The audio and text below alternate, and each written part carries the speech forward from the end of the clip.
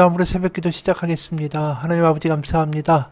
오늘도 주님 앞에 나아가는 이 시간 가운데 하나님의 은혜를 풍성히 부어주시며 사순절의 기간이 하나님 가운데 더 믿음이 자라가고 하나님의 사랑을 알고 우리의 부족함에도 우리를 긍휼히 여겨주시는 하나님의 은혜를 알고 그래서 다르게 살아갈 수 있는 결단하는 사순절의 시간이 될 수 있도록 주님 인도하여 주옵소서. 살아계신 우리 주 예수 그리스도의 이름 받들어 기도합니다. 아멘. 오늘은 마가복음 11장 12절에서 26절까지의 말씀입니다. 마가복음 11장 12절에서 26절까지의 말씀입니다. 이튿날 그들이 베다니에서 나왔을 때 예수께서 시장하신지라 멀리서 잎사귀 있는 한 무화과 나무를 보시고 혹 그 나무에 무엇이 있을까 하여 가셨더니 가서 보신즉 잎사귀 외에 아무것도 없더라. 이는 무화과의 때가 아님이라. 예수께서 나무에게 말씀하여 이르시되 이제부터 영원토록 사람이 내게서 열매를 따먹지 못하리라 하시니 제자들이 이를 듣더라. 그들이 예루살렘에 들어가니라. 예수께서 성전에 들어가사 성전 안에서 매매하는 자들을 내쫓으시며 돈 바꾸는 자들의 상과 비둘기 파는 자들의 의자를 둘러 엎으시며 아무나 물건을 가지고 성전 안으로 지나다님을 허락하지 아니하시고 이에 가르쳐 이르시되 기록된 바 내 집은 만민이 기도하는 집이라 칭함을 받으리라고 하지 아니하였느냐. 너희는 강도의 소굴을 만들었도다 하시매 대제사장들과 서기관들이 듣고 예수를 어떻게 죽일까 하고 꾀하니 이는 무리가 다 그의 교훈을 놀랍게 여김으로 그를 두려워함 일러라. 그리고 날이 저물매 그들이 성 밖으로 나가더라. 그들이 아침에 지나갈 때에 무화과 나무가 뿌리째 마른 것을 보고 베드로가 생각이 나서 여짜오되 라비어 보소서 저주하신 무화과 나무가 말랐나이다. 예수께서 그들에게 대답하여 이르시되 하나님을 믿으라. 내가 진실로 너에게 이르노니 누구든지 이 산더러 들리어 바다에 던져지라 하며 그 말하는 것이 이루어질 줄 믿고 마음에 의심하지 아니하면 그대로 되리라. 그러므로 내가 너에게 말하노니 무엇인지 기도하고 구하는 것은 받은 줄로 믿으라. 그리하면 너에게 그대로 되리라. 서서 기도할 때 아무에게나 혐의가 있거든 용서하라. 그리하여 하늘에 계신 너희 아버지께서도 너희 허물을 사하여 주시리라 하시니라. 아멘. 오늘은 이 성전을 깨끗하게 어떻게 보면 성전을 뒤집어 엎으시는 그 사건을 중심으로 두 개의 사건이 앞뒤로 배열되어 있습니다. 바로 무화과 나무가 마르는 사건이죠. 그럼 도대체 성전과 이 무화과 나무가 무슨 상관이 있길래 베다니에서 예루살렘에 가셨다가 또 나오시면서 계속 이 무화과 나무에 대한 이야기를 오늘 복음서에서 이야기하고 있을까? 도대체 이 무화과가 가지고 있는 의미가 무엇일까? 이런 생각이 들죠. 사실 성전의 이야기, 성전을 정결하게 하신 그 이야기는 우리가 이미 익히 아는 바 이 제사장들이 부패해서 이 장사치들과 결탁해서 거기서 환전하는 사람들을 또 두고 또 재물을 파는 사람들을 두고 그러면서 그들에게 일종의 커미션을 취하면서 이 폭리를 취하고 성전을 하나의 그 장사터로 만들고 자신들의 이익을 극대화하기 위한 하나의 이 도구로 만들어 버린 것을 우리가 압니다. 그래서 여러 번 말한 바가 있지만 6월절이 되면 그 속죄 제물을 바치기 위하여 이 제물을 사러 오는 사람들이 많죠. 그러니까 가격이 폭등합니다. 예를 들어 그 당시의 기록을 보면 비둘기 한 쌍의 가격이 25데나리온이었다라고 이야기해요. 한 데나리온이 그 당시 성인 장정이 받게 되는 하루 품삯이었다라는 걸 생각하면 25데나리온이다라는 금액은 안식일을 제외한다면 한 달 내내 이 돈을 그대로 모으고 쓰지도 않고 먹지도 않고 그대로 간직해야만 한 달의 임금을 가지고 고작 비둘기 한 쌍만을 살 수 있었다라는 거죠. 원래 비둘기 한 쌍을 바치라는 것은 하나님이 속죄에 대한 제물로서 양을 바치는 것을 감당하지 못한 가난한 사람들을 위하여 하나님이 특별히 허락하신 제물이었죠. 그런데 이 비둘기마저도 그렇게 비싸버리면 사람들이 아무리 성전에 가서 하나님 앞에 자신의 죄를 고백하고 속죄제를 드리며 이 하나님 앞에 나아가려고 해도 나아갈 수가 없는 거예요. 성전의 문턱이 너무나도 높았기 때문이죠. 한마디로 성전의 제사장들은 하나님께 나아가고자 하는 사람들의 길목을 막고서 그 사람들에게 일종의 통행세를 걷는 이 조폭 양아치들과 다를 바가 없었다라는 거예요. 그러니까 성전이 하나님이 계시는 집이 아니라 강도의 소굴이 되어버린 것이죠. 그러다 보니 사람들은 성전에 대해서 제사를 드리러 가지만 동시에 성전에 대한 불만과 또 거기에 대한 여러 가지의 복잡한 생각이 들 수밖에 없는 거죠. 그 중에는 이 성전이 완전히 돈벌이가 되다 보니까 성전을 어떻게 보면 하나의 그냥 종교적인 의례나 그리고 제사장들이 거기서 종교 장사를 하는 장소로 그냥 쉽게 생각하다 보니까 이 성전 안으로 지나다니는데 16절에 아무나 물건을 가지고 성전 안으로 지나가는 일들이 벌어진다라고 하는 거예요. 성전에는 아무나 들어갈 수가 없죠. 근데 이 안쪽으로 아무나 들어가는 일들이 벌어졌다. 성전의 권위는 무너졌고 한마디로 장사터가 되어버렸다라는 것이죠. 한마디로 완전히 이 껍데기만 남은 성전을 하나님이 한마디로 뒤집어 엎으신다. 그것이 오늘 예수님이 일으키시는 성전의 청결 사건이죠. 정결 사건. 그래서 요한복음 2장 19절 21절 보면 아예 예수님이 이런 말씀도 하시죠. 예수께서 대답하여 이르시되 너희가 이 성전을 헐라 내가 사흘 동안에 일으키리라. 유대인들이 이르되 이 성전은 46년 동안의 지었건을 네가 3일 동안에 일으키겠느냐 하더라. 그러나 예수는 성전된 자기 육체를 가리켜 말씀하신 것이라. 바로 이제 성전을 부수어내고 하나님의 아들이 직접 성전이 되어 지성소의 휘장 위에서 아래로부터 쪼개지고 모든 이들이 하나님께 나아갈 수 있는 길을 직접 열어주시는 일들이 벌어질 것입니다. 그런데 그러한 성전의 앞으로의 개혁 그리고 성전이 무너질 사건을 전후로 해서 이 무화과 나무의 저주 사건이 기록되어 있는 거죠. 11절에 보면 예루살렘 성전에 예수님께서 이르러서 성전에 들어가서 모든 것을 둘러보시고 때가 이미 저물매 12제자들을 데리시고 베다니에 나가시니라. 그러니까 이제 베다니에서 11절에 보면 이제 유숙하신다라는 거죠. 그래서 베다니에서 이제 지내시고 나오실 때에 예수님의 무화과 나무를 발견하시는 거예요. 그리고 성전에 가서 성전을 혁파하시고 다시 또 돌아오시죠. 베다니로. 그 다음에 또 아침에 나갈 때에 그 저주하셨던 무화과가 뿌리째 마른 것을 보게 되는 거죠. 그러니까 이 베다니에서 계속 머무시면서 예루살렘 성전을 왕복하셨다라는 뜻이에요. 그리고 그 길목에 이 무화과 나무가 있었다라는 거죠. 이 베다니는 어떤 동네일까요? 그 당시에 레위기 정결법에 따르면 몸에 피부병이 있다든가 나병 환자든가 이런 사람들은 제사장이 이제 판결을 해주죠. 회복되었다. 그럼 그러한 완전한 판결에서 회복의 상태를 인정받기 전까지는 격리되어야만 했습니다. 그럼 그 사람들이 예루살렘 성전에 가서 제사장을 만나기 전에 그럼 도대체 어디에서 격리하며 머물렀을까? 당연히 거룩한 도성인 예루살렘 안에는 머물 수가 없었을 겁니다. 그렇기 때문에 그들이 머물던 곳은 바로 예루살렘과 가까운 바로 예수님이 오래 계시던 베다니였어요. 베다니. 그래서 베다니는 가난한 자의 동네고 아픈 사람들의 동네였죠. 그래서 실제로 우리가 마가복음 14장 3절을 보면 이런 구절이 나와요. 마가복음 14장 3절 예수께서 베다니 나병 환자 시몬의 집에서 식사하실 때에 한 여자가 매우 값진 향유 곧 순전한 나드 한 옥합을 가지고 와서 그 옥합을 깨뜨려 예수의 머리에 부으니 여기에 나병 환자가 어디에 있었다고 하죠? 이 시몬이 베다니에 살았다라고 이야기해요. 그러니까 이 베다니 자체가 가난하고 병든 사람들의 집이다라는 뜻이고 특별히 베다니는 이 원어로 그대로 풀면은 무화과의 집이다라는 뜻이기도 해요.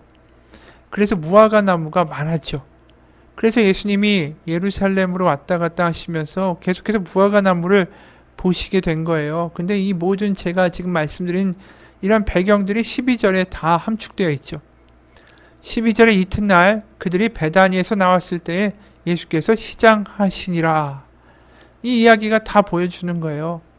예수님이 제자들과 베다니에 거하시고 아침이 돼서 나오시는데 이 아침도 누가 챙겨주지 않는다라는 거죠. 왜 그럴까요? 이미 말한 대로 격리되어야만 하는 사람들, 가난한 사람들이 모여 사는 동네였기 때문에 예수님에게 변변한 이 아침 식사도 대접할 수가 없었다라는 거죠.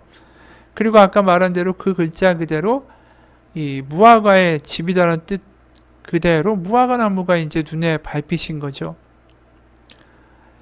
근데 참 여기서 보면 우리가 이런 생각이 들어요. 지금 왕으로, 메시아로, 그래서 예루살렘이 뒤집어질 정도로 이제 메시아 다윗의 후손이 와서 왕국을 세우신다라는 환호를 받는 분이 어떻게 그 배단이라는 그 초라하고 가난하고 병자들이 격리되어 있는 마을에 머무실 수 있을까?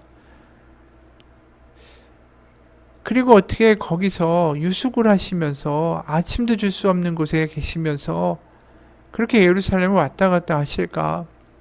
더 나아가서는 메시아라고 불리는 분이 이 나귀를 타고 입장하시고,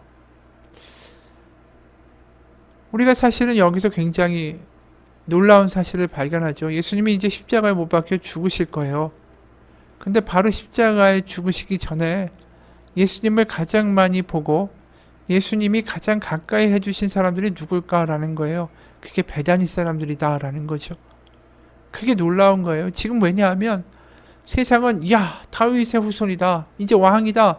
새로운 나라를 이룰 우리의 메시아가 왔다. 그러면서 높아질 생각만 하는데 지금 예수님은 그들의 생각과 정반대로 바로 그 시간에 누구와 함께 계셨는가? 바로 헐벗고 굶주리고 세상 가운데 버려진 사람들과 함께 계셨더라. 이게 복음이에요. 세상의 장단에 맞춰서 그래 나는 메시아니까 모든 데 가서 접대를 받고 근사한 데서 자며 사람들에게 근사한 이야기를 하며 지내겠다라는 것이 아니라 세상에 아무리 북치고 장구치고 이제 왕이다라고 소리 지르며 환영한다 할지라도 예수님의 마음은 전혀 거기에 가 계시지 않다라는 거죠. 바로 그분이 이 땅에서 어떻게 삶을 보내셨는가, 누구와 함께 지내셨는가, 누가 예수님의 눈에 밟히셨는가, 그게 복음이죠. 복음은 우리가 예수님 이름으로 기도합니다. 그리고 죽으면 천국 가기 위해서 믿는 이름이 아니라 예수님이 지금 오늘 우리가 보는 이 본문 가운데 누구와 함께 또 누구와 함께 그 마음을 베풀어 주셨는가, 그것이 바로 우리에겐 복음이다라는 거죠. 그런 예수님이 무화과 나무를 딱 보시면서 여러 가지 생각이 드시는 거예요. 자신이 이 땅 가운데 이루고자 하시는 것은 하나님의 나라. 누가복음 4장처럼 포로되고 눌리고 가난하고 눈먼 자들을 자유케 하고 다시 보게 하며 하나님의 은혜를 선포하는 회복의 역사를 선포하기 위하여 오셨던 예수님이 지금 그 헐벗고 굶주리고 지친 이들, 바로 그 마을에 머물면서 지나가시면서 무화과 나무를 보시죠. 또 성전을 보시죠.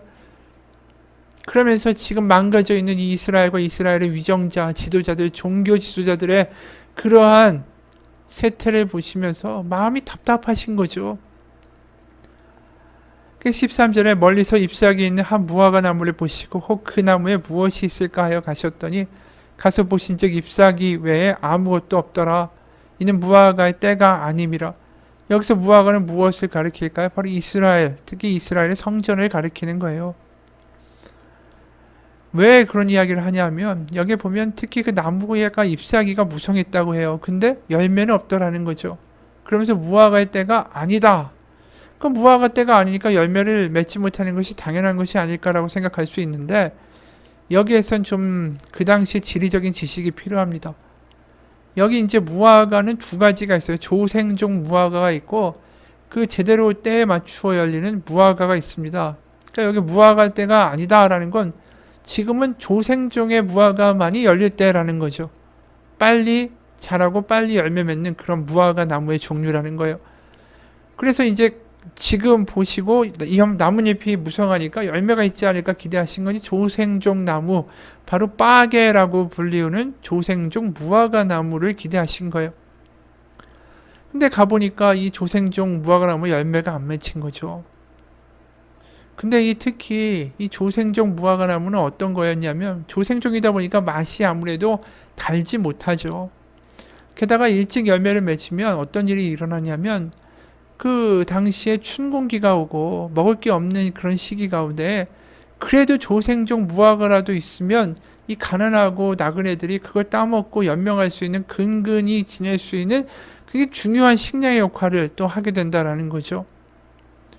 그러니까 이 지금 예수님이 먹을 것이 없어 시장하실 때에 바로 조생종 이 빠게라고 하는 무화과 나무라도 열려 있으면 먼저 익었으면 그것을 먹을 텐데 열매를 맺지 못하다니 너는 너의 역할을 하지 못하는구나. 다시는 너의 열매를 먹지 못하게 될 것이다. 라는 저주의 말씀을 하시는 거예요. 그게 무화과 나무가 이스라엘이라면 뭘 의미할까요? 이스라엘은 하나님이 아브라함을 통해서 열방이 너를 통해 복을 받을 것이다. 바로 열방의 복의 근원이 되라고 부르셨던 게 아브라함이고 이스라엘 민족이죠. 그래서 그들이 먼저 하나님의 은혜를 받았고 그들이 가나안에 가서 하나님의 나라를, 그래서 하나님을 사랑하고 이웃을 사랑하는 세상의 약육강식과는 정반대의 삶을 살아내는 나라를 만들어낼 것을 하나님이 그들에게 기대하신 거죠. 그래서 첫 번째 심으신 나무였던 거예요. 그러니까 제일 먼저 열매를 맺어 그 풍성한 열매들을 이 열방 가운데 나누어주고 보여주라고 하나님 열매 맺으라고 거기에 심으신 거죠. 가나안 땅에. 근데 그 무화과 나무가 어떻습니까? 열매를 맺지 못하는 거죠. 그게 어디서 드러나죠? 성전이에요. 하나님이 내가 너희 가운데 머물겠다. 내가 너희 가운데 있겠다. 그게 성전에 나와 있는 하나님의 메시지 아닙니까? 그런데 그들이 그 성전을 가지고 엉뚱한 열매만 맺는 거죠. 어떤 열매입니까? 탐욕과 부패와 세상의 약육강식의 열매들을 마구 맺어버리는 거예요. 성전에서. 그러니 그 무화과 나무인 이스라엘을 저주하실 수밖에 없는 거죠. 그래서 실제로 우리가 예언서를 보게 되면 무화과 나무가 이스라엘이다라는 것을 우리가 많이 보게 됩니다. 예를 들어서 예레미야 8장 13절을 보면 이런 말씀이 있어요. 예레미야 8장 13절. 여호와의 말씀이니라 내가 그들을 진멸하리니 포도나무에 포도가 없을 것이며 무화과나 나무에 무화과가 없을 것이며 그 잎사귀가 마를 것이라 내가 그들에게 준 것이 없어지리라 하셨나니. 여기 그들은 누굽니까? 남유다죠. 이스라엘 백성이죠. 그래서 그 무화과의 잎사귀가 마를 것이라고 이야기하세요. 그게 오늘 다시 예수님을 통해서 이루어지는 거죠. 왜요? 그들이 올바른 하나님의 열매를 맺지 못했기 때문에.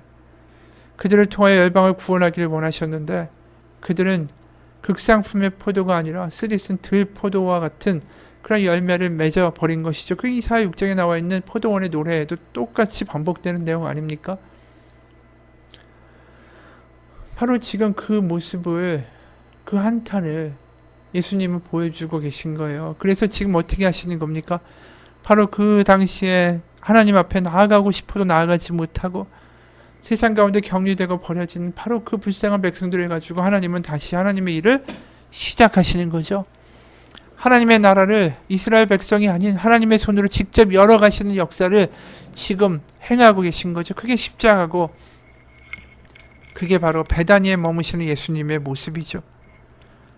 지금도 하나님의 아들 예수님은, 또 하나님은 세상 가운데 버려지고 힘들고 지치고 낙담하고 눈멀고 포로된 자들을 다시 한번 자유케 해서 그들을 하나님의 자녀로 다시 회복시키고 돌이키게 하시는 일을 지금도 하나님은 하고 계십니다.